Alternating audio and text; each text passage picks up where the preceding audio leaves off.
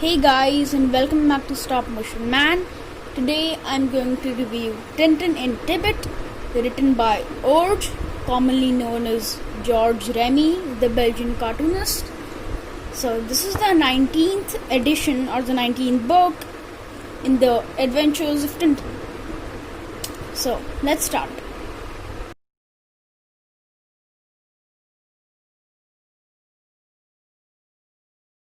So, starting with the artwork for this book. So, the cover art is really nice. I think it explains what's going to be inside the book a little bit.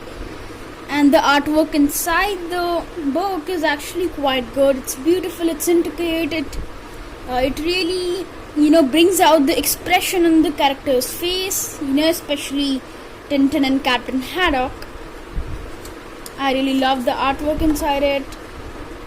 It's balanced, and also the colors which they've used for their artwork is absolutely wonderful. So that's for the artwork.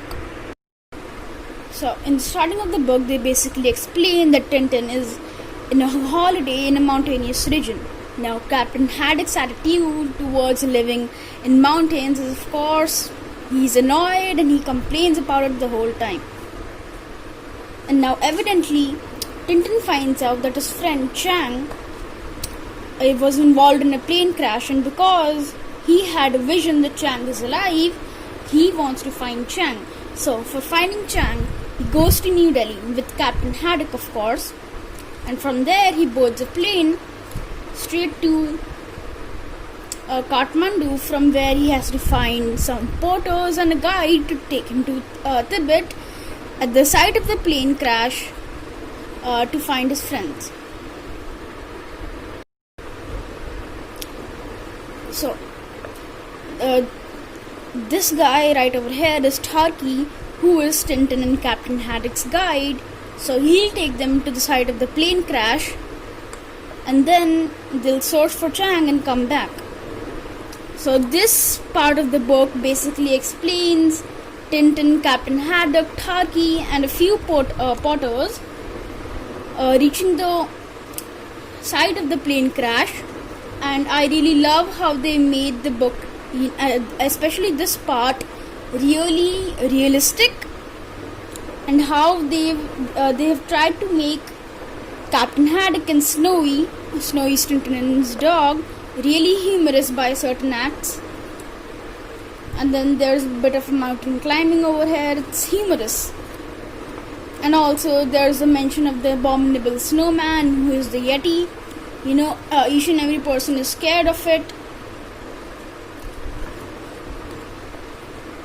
So they're basically explaining all that, and also the difficulties they're having while going up there, on such a high altitude to search for the plane, and then there's snow, which is just adding to the difficulty.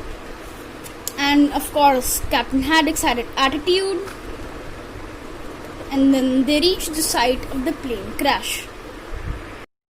So, from this part of the book, they're basically searching for Chang. So it's concentrated more on Tintin's and Captain Haddock's search for Chang.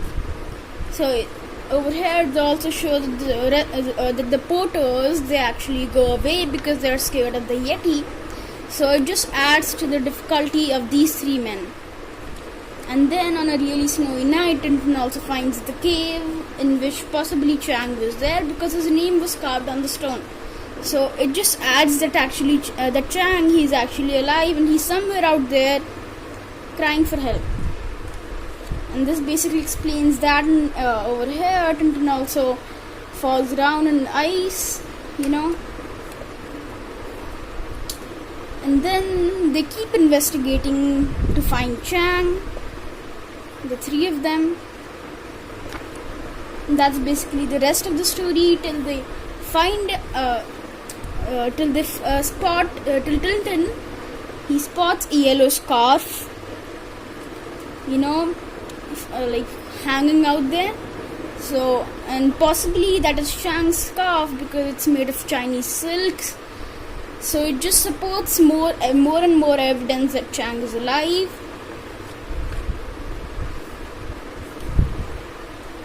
And then ultimately over here, Tarky also leaves them. and then they start climbing the mountain, and ultimately Captain Haddock falls. Yeah, so this is more of like a serious part of the book. And then Tarky comes back, because he sees that, because he likes Tintin's devotion to his friend, so he basically sees what is true friendship, and he admires Tintin, Tarky. And then this is like the first sight of the Yeti, the abominable snowman. So from here, their resources are also, becoming very limited. It's becoming hard to live.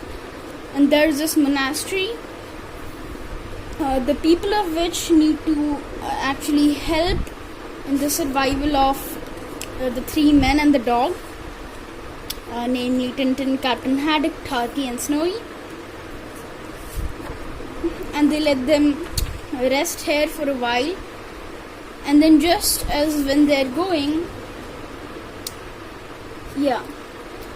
so this person, he actually levitates, and he has a vision which supports Tintin's vision also a bit.